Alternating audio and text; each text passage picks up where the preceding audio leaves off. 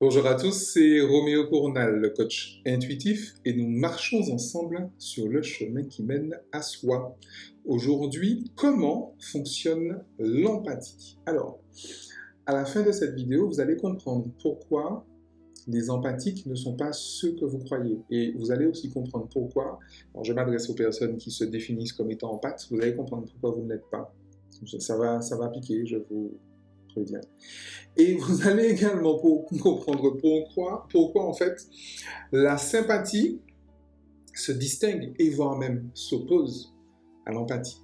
Alors, vous allez également comprendre d'où vient cette confusion tellement fréquente entre empathie et sympathie. D'ailleurs, je vous avoue que c'est pour ça que je fais cette vidéo, parce que récemment encore, je lisais un article de Deepak Chopra où lui aussi il fait la confusion. Et là je me dis, bon attends, si tout le monde s'y met, ça va plus aller.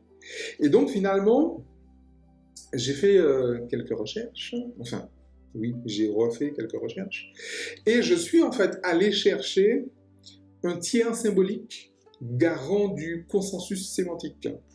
Alors, ça, c'est une expression que vous pourrez utiliser à la fin du couvre-feu, quand il y aura à nouveau des soirées. Vous allez pouvoir briller en soirée, en société avec ça. Le tiers symbolique garant du consensus sémantique, en français courant, on appelle ça un dictionnaire. Et donc, le dictionnaire définit l'empathie comme la reconnaissance et la compréhension des sentiments et des émotions d'autrui. Donc, reconnaître et comprendre les sentiments, reconnaître et comprendre même le point de vue de l'autre, et évidemment et effectivement ce qu'il ressent lui. La sympathie, elle, toujours d'après le dictionnaire, c'est le fait de ressentir et de participer à ces mêmes sentiments et à ces mêmes émotions. D'accord? Donc, reconnaître et comprendre, empathie, ressentir, participer, sympathie. La distinction me semble assez claire. Mais bon, anyway. Donc, mais comme je vous l'ai dit, j'ai fini par en comprendre pourquoi la confusion était aussi fréquente. Et pourquoi, vous voyez, quand je vous dis ça comme ça paraît clair, mais pourquoi est-ce que tout le monde, y compris des neuroscientifiques, y compris des personnes qui pourtant font attention à ce qu'elles disent en fait, en vrai, font la confusion? Et en réalité, l'explication que j'ai, c'est que récemment est sorti, je ne sais pas du chapeau de qui, ce concept d'empathie émotionnelle. Et en fait, l'empathie émotionnelle se définit comme le fait de la capacité de ressentir et de participer à la douleur et la joie d'autrui. Alors, vous comprenez le danger finalement. Il est très dangereux, à mon sens, d'utiliser les mêmes mots pour définir des concepts distincts, voire même contraires. Parce que vous pensez bien que quand bien même on emploierait empathie cognitive, empathie émotionnelle, on parle toujours d'empathie.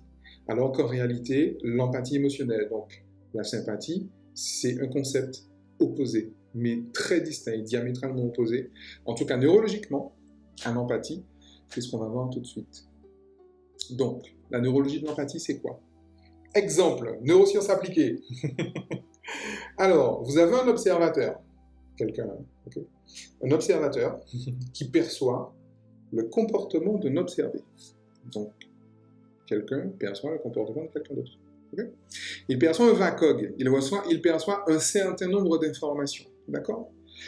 On sait que les neurones miroirs de l'observateur vont prendre la configuration neuronale des neurones de l'observé. C'est pour ça qu'on appelle ça des neurones miroirs. D'accord?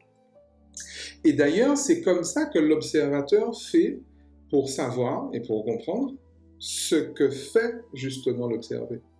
C'est parce que la configuration neuronale de ces neurones miroirs sera semblable à la configuration neuronale de la personne qui l'observe, qu'il sait ce que fait la personne qui l'observe. D'accord?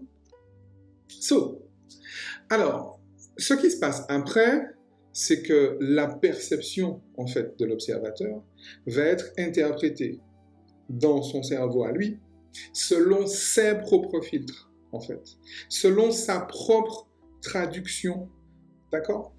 Et en fait, c'est sa traduction, son discours interne, son interprétation du comportement de l'observé qui va produire une réponse émotionnelle. Et cette réponse émotionnelle, vous avez bien compris qu'elle sera fonction, en fait, des conditionnements mentaux de l'observateur, d'accord? Au nom d'un principe qui est pourtant très clair, qui est largement connu, mais qui a énormément de mal à entrer dans l'inconscient collectif, aucun cerveau n'a accès au monde. Je répète, aucun cerveau, même pas le vôtre, n'a accès au monde. Le cerveau n'a accès qu'à son interprétation du monde. Ça fait des années que je vous dis que je ne crois pas en l'objectivité. Anyway, le cerveau n'a accès qu'à son interprétation du monde. Et vous savez pourquoi? Parce que c'est ce à quoi il sert. Tout simplement. D'accord? Donc, je ne vais pas aller plus loin, j'ai déjà largement débattu ça dans d'autres vidéos, donc voilà. Donc, on en revient à l'empathie. Ce que je suis en train de vous dire par là, c'est que l'empathie, finalement, elle n'est possible que à des observateurs, des personnes, dont la réponse émotionnelle est libre, ou neutre, à des observateurs qui sont capables de choisir leur réponse émotionnelle. Et c'est là que vous reconnaissez la fameuse définition de la liberté du docteur Joe Dispenza. La liberté, c'est la capacité de choisir sa réponse émotionnelle. Je sais qu'il y a des gens qui ne croient pas en ça. Il y a des gens qui croient que c'est pas possible. Récemment, il y a un hater qui m'a pris qui a voulu me prendre la tête avec cette histoire-là. Mais en fait, oui, il y a des gens qui sont capables de choisir leur réponse émotionnelle. Alors, bien évidemment, comme c'est un hater, lui ne sait pas le faire, mais ça ne veut pas dire que d'autres ne savent pas le faire. OK? Donc, le principe, il est là. Pour faire preuve d'empathie, en fait, en vrai, c'est pas compliqué, hein? Il faut être déconditionné.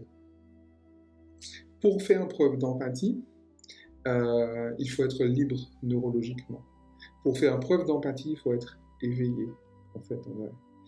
Et c'est ça qui explique pourquoi l'empathie est tellement naturelle chez les enfants. Parce que les enfants, dans les sociétés occidentales en tout cas, sont en cours de domestication. Ils sont en cours de conditionnement, mais ils ne le sont pas encore. Okay? Et certains ne le deviendront jamais. On appelle ça des HP. Et en fait, l'observateur, finalement, tant qu'il n'est pas conditionné, tant que sa réponse émotionnelle n'est pas automatique, il est capable, effectivement, d'empathie. Et seulement à ce moment-là.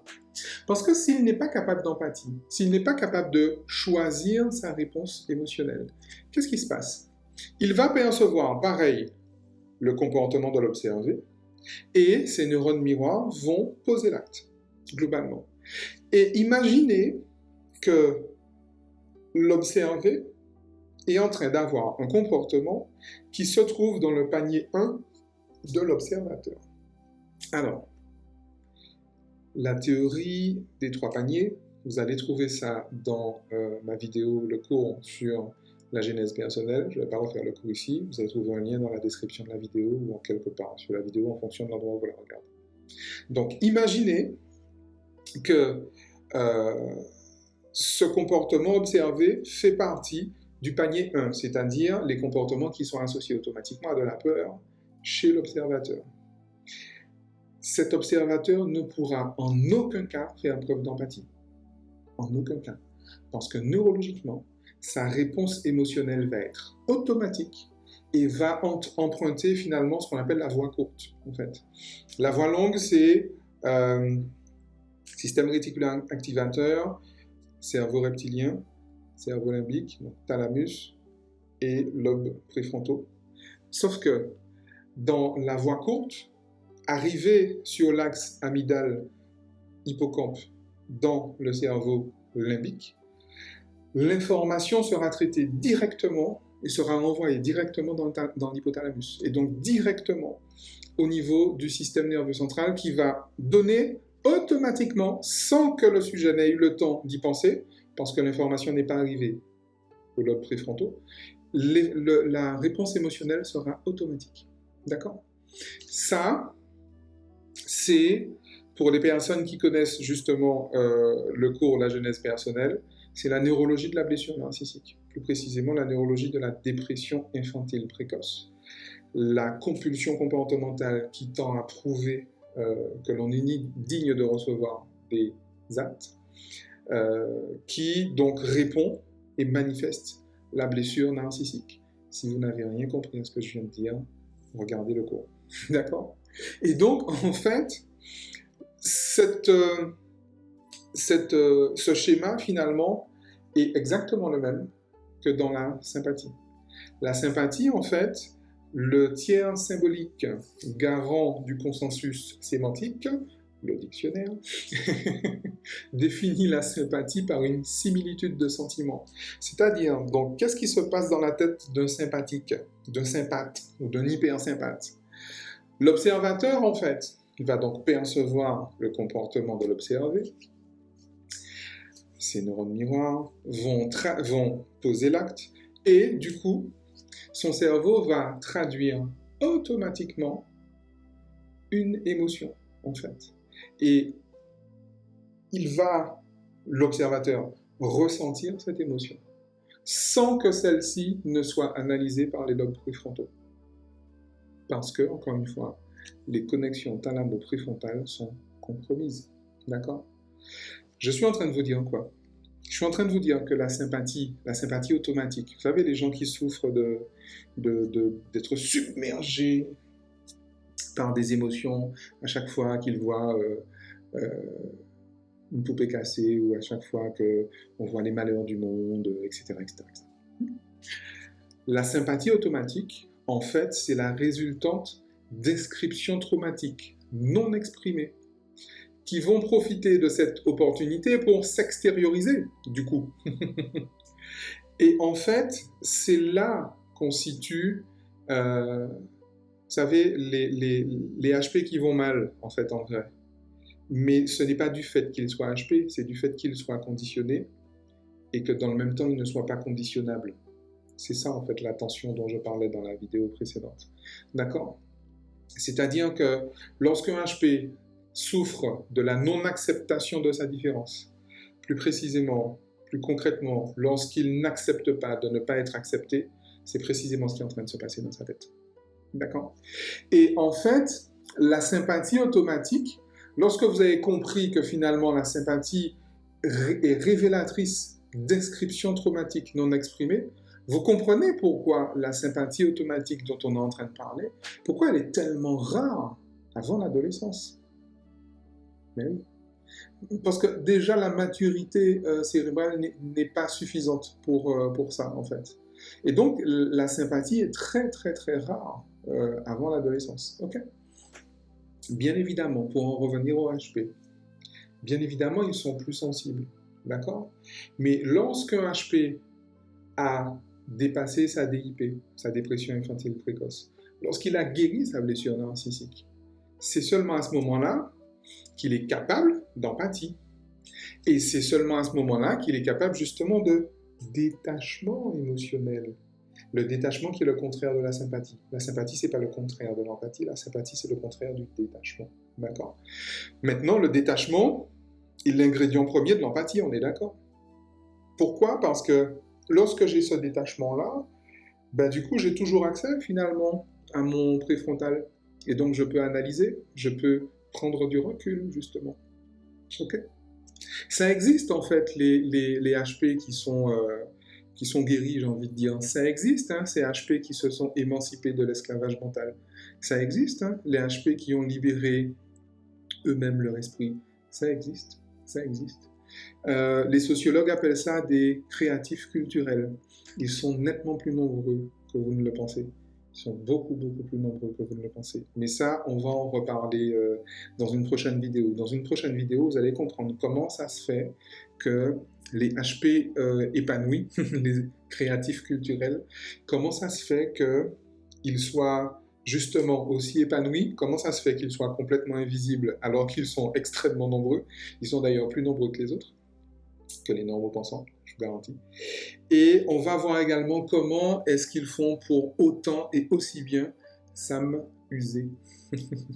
Ciao.